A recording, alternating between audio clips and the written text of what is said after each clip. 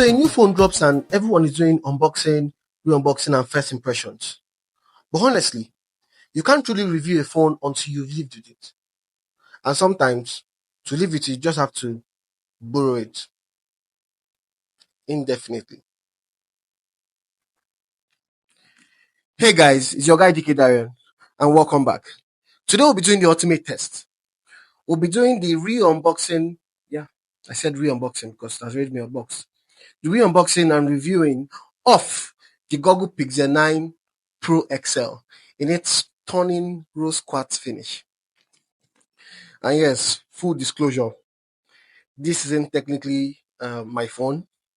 My friend Mr. T is a gadget freak, so she let me borrow this device to review it. Special thanks and shout out to Mr. T.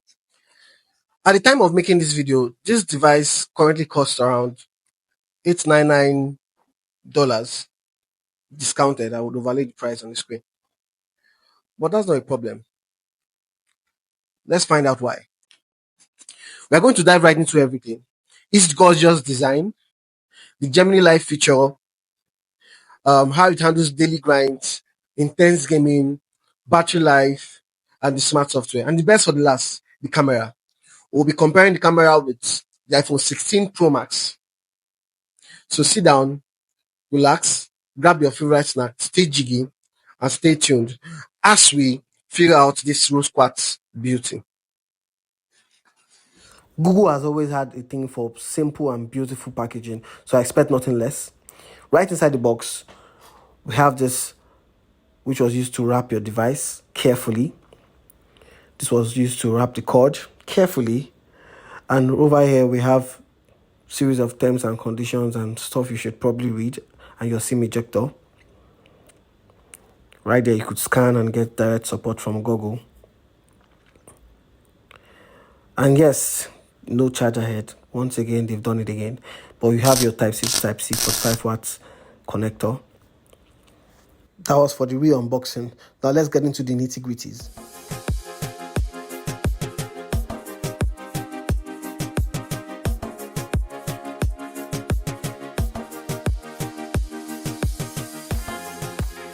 The Google Pixel 9 Pro XL in its glorious rose quartz finish. It's not just pink. It's elegant, it's subtle, it's almost bigger. It's got that feeling of, I know I'm fabulous. It's pixel, for crying out loud. The design language still feels fresh. That iconic camera bar across the back, still a conversation starter. Some people love it, some people wonder if it's too much, but it definitely screams pixel. This phone has had a few close calls. Let's just say it's met my decks, my keys, and maybe even on the floor once or twice. But don't tell Mr. T. But honestly, thanks to that cunning Gorilla Glass Victus 2 on both the fronts and the silky matte back, it's held up surprisingly well. Plus, it boasts an IP68 dust and water resistance rating, which is essential for surviving the elements out here. No major battle scars on this beautiful rose quartz finish, which is a massive relief.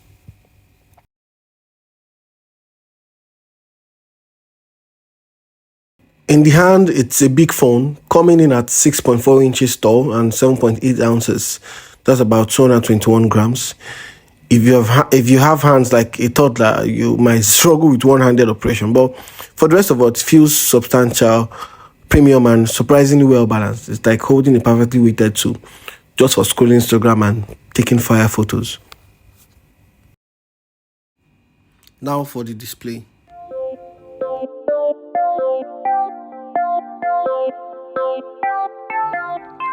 The display is still as glorious as I remembered.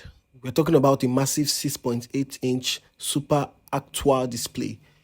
This isn't just any screen, it's an LTPO OLED at 1344 by 2932 resolution with a whopping 486 pixels per inch.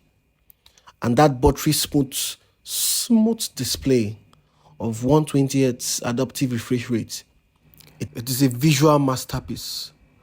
Colors are incredibly vibrant, blacks are inky deep, and whether I'm editing photos, watching a Nollywood classic, or just scrolling through YouTube,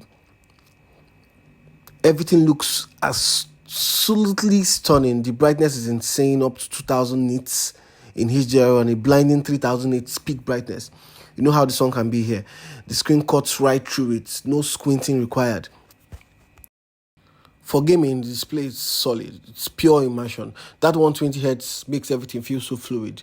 Like you're actually in the game. No ghosting, no lag, just pure visual goodness. It's kind of screen that makes you lose track of time. And you almost forget that you have other things to do.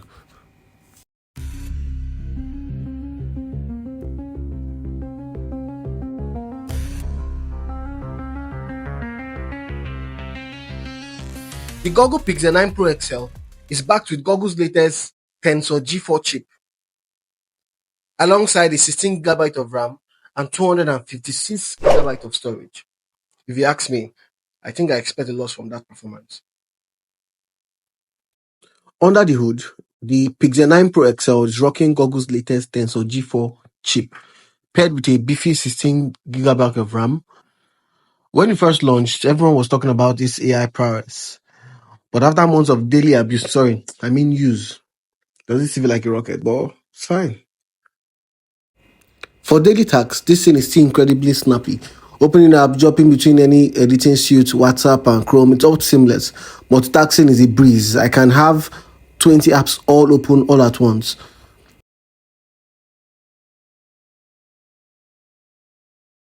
Gaming wise, for heavy hitters like COD, it runs beautifully on high settings. Seriously, no complaints about frame drops.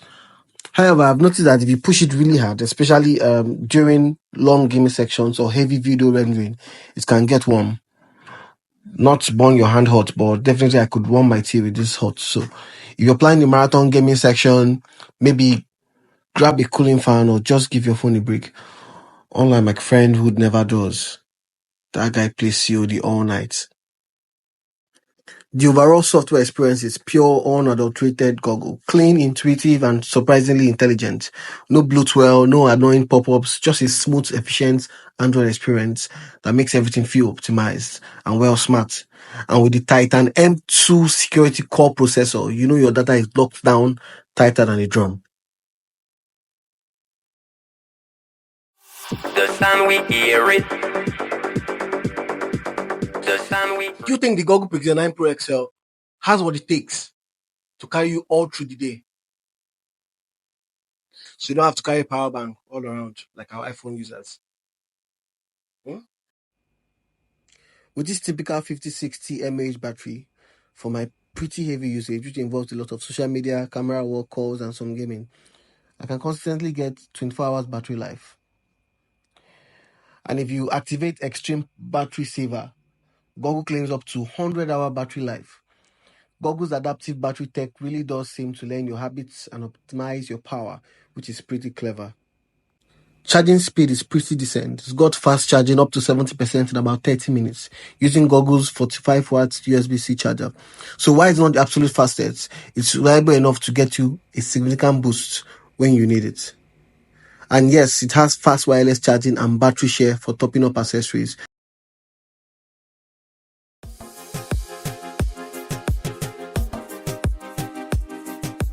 The software experience on the Pixel is truly unique. It's pure, unadulterated Android. No bloatware, no crazy skins, just clean, intuitive, and incredibly smooth. It's like a well-organized market. Everything is exactly where it should be, making navigation a breeze. It launched with Android 14, and Google promises around 7 years of OS, security, and Pixel drop updates. And that's future-proofing right there. Plus Google's commitment to software updates. It means you're always getting the latest Android versions and security patches super fast.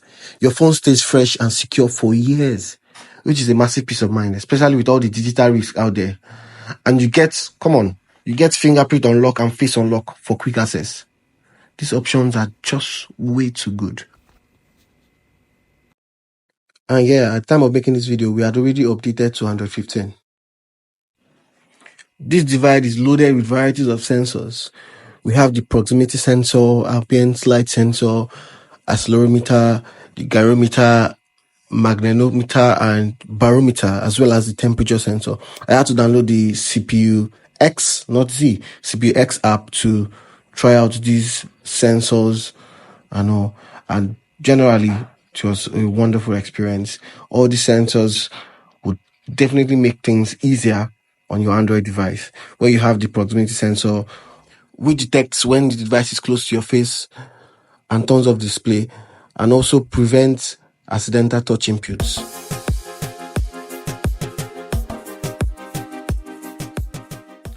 So after all this time, what really makes the Google Pixel 9 Pro XL stand out from the crowd?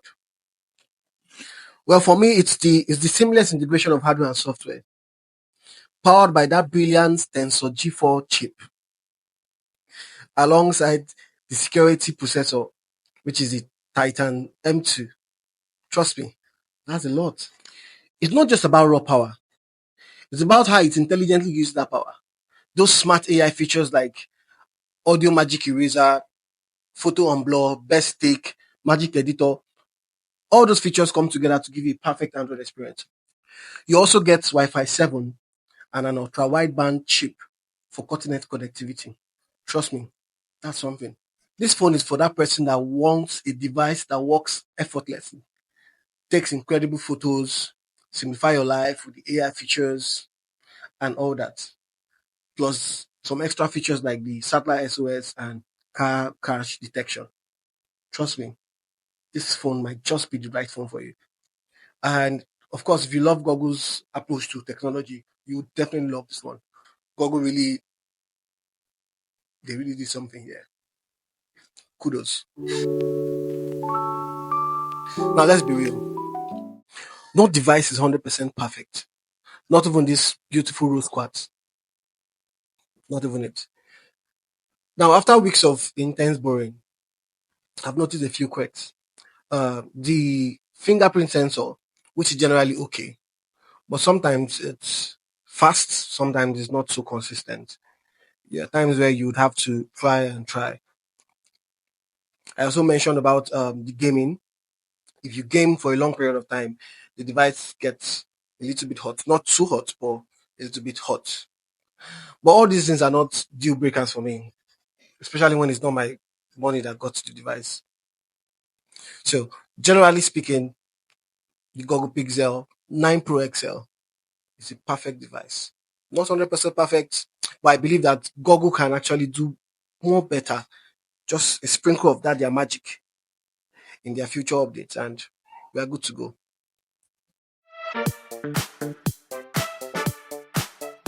For the grand finale, the moment we've been waiting for, the moment of truth, the camera. Now, this is actually the main reason I borrowed this device. Yes, Google Pixel has been legendary with their computational photography. But in a world of flagship devices, how well do you think the Google Pixel 9 Pro XL would stack up against the legendary iPhone 16 Pro Max? Well, let's find out. If you watch down to this point, please subscribe. Please subscribe. Let me tell you, this camera is still an absolute powerhouse. We're talking about a Pro Triple Rear camera system, a 15 megapixel wide with focal point of 1.68 and a 2 degrees field of view, a 48 megapixel ultra wide with macro focus, f1.7 and 123 degrees field of view, and a dedicated 48 megapixel 5x telephoto lens. Come on. For a brief comparison, both phones capture great photos with their primary cameras in broad daylight. There are subtle differences that come down to color reproduction. At 2x, both phones capture very similar details, and that's pretty good details. At 5x, both phones do pretty well, with a little difference in the color quality. At 10x zoom level, you could still tell the difference in the color quality. But where the Pixel 9 Pro XL truly stands out is in low light. Night sight on the Pixel 9 Pro XL is pure sorcery. It pulls in so much light and detail from seemingly impossible dark scenes, making them look vibrant and clear without being artificial. It's really unfair to other phones, honestly. Come on, check out this image. In low light. So I directly compared the zoom levels, and I must say I'm pretty impressed. Both devices We're able to capture good details from an extreme zoom, from a far distance. Come on, check out these images. You could see that both devices capture them clear and crispy, but you could tell the difference in colors. You could tell the difference in the colors. So after this epic re-unboxing and reward usage, the good, the warm, and the Rose Quartz, do you think the Google Pixel 9 Pro XL is worth it in 2025? Yes, yes, it absolutely is. If you prioritize exceptional camera delivery at basically any condition, we are talking of 50 megapixel 5x, we're talking about 48 megapixel ultra wide and 48 megapixel telephoto. Come on, that's a lot. Or are we going to talk about the AI features integrated in it? Audio, magic eraser, magic editor, foot on blur, and all those smart features. We're talking of software updates up to 7 years. You get your software updates directly to your device up to 7 years. So is this the device for you in 2025? Yes, it is. If you're looking for a smart companion, not just a smartphone, a smart companion, this device is for you. If you stayed down to the end of this video, please like and subscribe. If you found this unboxing, re-unboxing, and review helpful, please say so in the comment section. I remain your guy, DK Darian, and stay tuned for more updates. Cheers!